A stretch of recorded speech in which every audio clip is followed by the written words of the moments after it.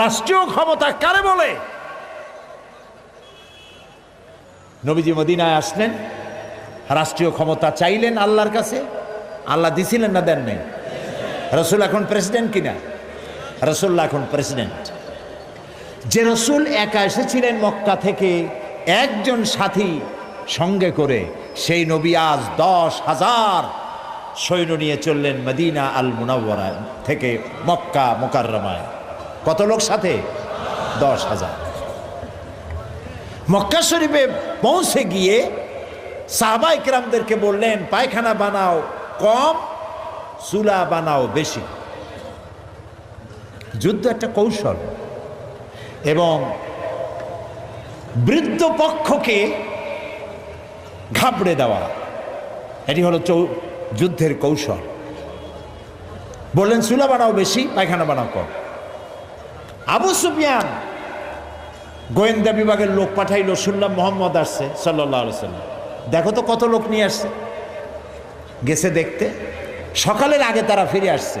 এসে বলছে, আবু সুফিয়ান, সৈন্য যে কত তার গণব কি, চুলা যে কত তাই গুনে কুল পাই নাই।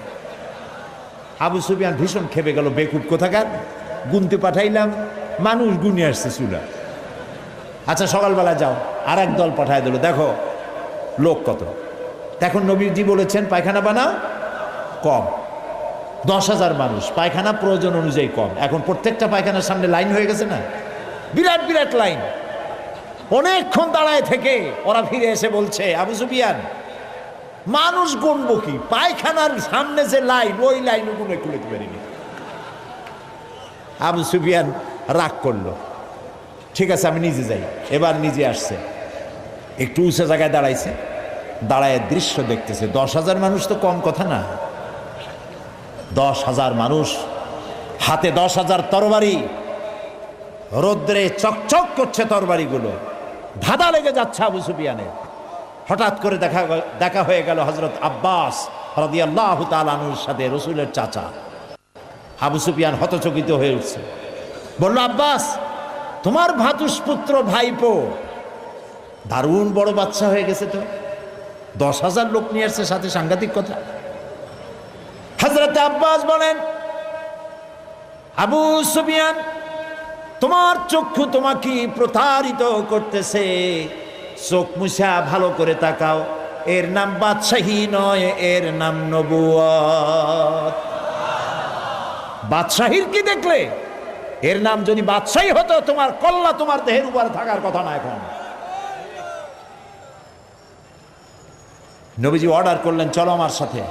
10,000 লোক নিয়ে মক্কায় প্রবেশ করছেন। আল্লাহু আকবার। নবীজি বললেন, আমার সাহাবীরা আমার বিনা অনুমতিতে কোনো ফলদার গাছ কাটবে না, আমার বিনা অনুমতিতে কোনো বৃদ্ধ, কোনো নারী, কোনো অসুস্থ, কোনো শিশুর গায়ে হাত দিবে না। সুবহানাল্লাহ কইতে ইচ্ছা করে না? কারে কয় নবী? আজ তো প্রতিহিংসা এবং প্রতিশোধ নেওয়ার দিন ছিল। মক্কায় প্রবেশ করে আবু জাহেল, আবু লাহাব, উতবা, সাইবা গোষ্ঠী শুদ্ধ কচু কাটা করার দিন ছিল, ঠিক কিনা? কি কষ্টটা দিয়েছে বেলালকে। বেলালের পায়ের সাথে রশি দিয়া উটের সাথে বাঁধছে, উট দৌড়াইতেছে, বেলাল বান্দা রশিতে, মরুভূমির ভিতর থেকে ছুটছে। বেলালের পিঠের চামড়া, মাথার চামড়া ছিঁড়ে যাচ্ছে, গোশত বেরিয়ে যাচ্ছে, রক্তাক্ত হয়ে যাচ্ছে, উট হাঁপায় গেছে, আর দৌড়াতে পারে না। হযরত সুবাইয়াকে শহীদ করেছে, খাব্বাবকে মেরেছে, খোবায়েবকে মেরেছে, জ্বলন্ত আগুনের আংটার উপরে চিৎ করে শোয়ায় রেখেছে, জীবিত মানুষ। 3টি বছর শিয়াবে আবি তালেবের মধ্যে আটকায় রাখছে। বেচাকেনা করতে পারবে না, কথা বলতে পারবে না কারোর সাথে, বাজারে যাইতে পারবে না। 3 বছর সাহাবায়ে কেরাম নিজেদের কাছে যা ছিল খাইছে, উট ছাগলের গোশত খাইছে, শুকনা চামড়া ভিজায় খাইছে। যখন আর কিছু নাই, বাবলা গাছের কাটা যুক্ত পাতাগুলি চাবাইয়া খাইতে গিয়া ঠোঁটের মধ্যে, জিহ্বার মধ্যে কাটা ফুটেছে। বাচ্চাগুলি মায়ের বুকের উপরে হুমড়ি খেয়ে পড়েছে দুধ খাওয়ার জন্য, সেখানে এক ফোঁটা দুধ নাই। হায় রে অত্যাচার! দেখুন দুনিয়ার বিজয়ী বাচ্চাদেরকে দেখেছেন, যে দেশ দখল করতে পারে কিভাবে মারে, কিভাবে ধ্বংসন করে, কিভাবে ধর্ষণ করে, হত্যা করে, অগ্নিসংযোগ করে, লুণ্ঠন করে। রহমতের নবী নির্যাতন করেছে যে জাতি, সেই জাতির ভিতরে প্রবেশ করছেন। হাদিস শরীফে এসেছে, উষ্ট্রের পৃষ্ঠে বসা আল্লাহর নবী, পেছনে বসেছেন হযরত যায়েদ বিন উসামা। কুরাইশের নেতারা পায়ে হাঁটতেছে। রাসূলুল্লাহ, হাদিস শরীফে এসেছে, উট যখন মক্কায় প্রবেশ করতেছিল, রাসূলুল্লাহ বিনয়ে এত আল্লাহর দরবারে বিনীত হয়ে যাচ্ছিলেন, মাথা নিচু করে, মাথা কোন সময় উটের পিঠের উপরে বাড়ি খাচ্ছিল রাসূলের কপালের সাথে। মক্কার লোকগুলি, কাফেরেরা সব দৌড়াচ্ছে, দিক বিদিক দৌড়াচ্ছে। রাসূলুল্লাহ উষ্ট্র পৃষ্ঠে থেকে নামলেন, নজর পড়ল এক বৃদ্ধার দিকে। কতগুলি বোঝা মাথায় উঠায়, ঘাড়ে নেয়, পড়ে যায়। ছুটে গেলেন বুড়ির কাছে, মা তুমি দৌড়াও কেন? বুড়ো বলছে, তুমি জানো না আব্দুল্লাহর পুত্র মুহাম্মদ সাল্লাল্লাহু আলাইহি সাল্লাম এসেছে, আজ তো উপায় নাই, কাফের সব শেষ করে ফেলাবে। রসুল বলছে, তোমার এই বোঝাগুলি আমারে দাও। কোথায় যাবা? অমুক এলাকায়। চললেন বুড়ির সাথে, সেই জায়গা পর্যন্ত পৌঁছে তারপরে নামিয়ে দিলেন। বুড়ি বলল, কিছু পয়সা নাও। তিনি বললেন, না পয়সা নেব না। বুড়ি বলল, পয়সা নিবা না? তুমি কে? তুমি যে আমার মাল নিয়ে কেটে পড়ো না, এই তো আমার কপাল। এই দেশে মানুষ মানুষের উপকার করে বিনা পয়সায়, তুমি কে? নবীজি বললেন, বুড়িমা, যার ভয়তে হারাম শরীফ থেকে এত দূরে তুমি এসেছো, আমি সেই মক্কার আব্দুল্লাহর পুত্র মুহাম্মাদুর রাসূলুল্লাহ সাল্লাল্লাহু আলাইহি ওয়াসাল্লাম। বুড়ি বলে, আরে তোমার বিরুদ্ধে কাফের বেঈমানেরা, নেতারা এমন বাজে কথা বলেছে, কত বাজে কথা তোমার সম্পর্কে বলেছে। তুমি যে এত মহান, এত মহৎ, এত উদার, তা তো বুঝতে পারি নাই। আমি আর কাফেরে থাকতে চাই না, আমারে মুসলমান বানাও। নবীজি বললেন, বুড়ি পড়ো লা ইলাহা ইল্লাল্লাহু মুহাম্মাদুর রাসূলুল্লাহ। আল্লাহর নবী মসজিদে হারামে প্রবেশ করেছেন। সব কাফেরেরা এখন ঘেরাও হয়ে গেছে, কচু পাতার মতো ভয়তে কাঁপতেছে। রাসূলুল্লাহ জিজ্ঞেস করলেন, কুরাইশের নেতারা আমার কাছে আজকে কি ধরনের ব্যবহার আশা করো?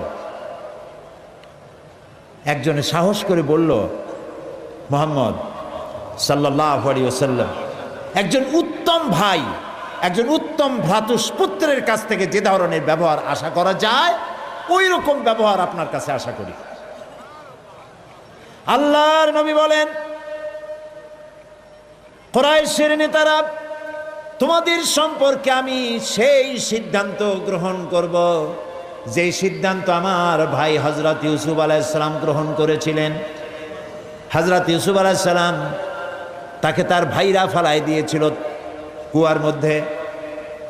কুয়ার ভিতর থেকে আল্লাহ রাব্বুল আলামিন তাকে পৌঁছায় দিলেন মিশরের সিংহাসনে। কেনানে অভাব লেগেছে, কেনান থেকেই 11 ভাই সাহায্য নেওয়ার জন্য মিশরে গেছেন। আর এখন ইউসুফ আলাইহিস সালাম, তিনি প্রেসিডেন্ট সেখানকার। হযরত ইউসুফ আলাইহিস সালাম 11 ভাইকে চিনতে পারলেন, ওরাও চিনতে পারলো। ওরা মনে করেছে আমাদের জীবন আজকে শেষ হয়ে যাবে।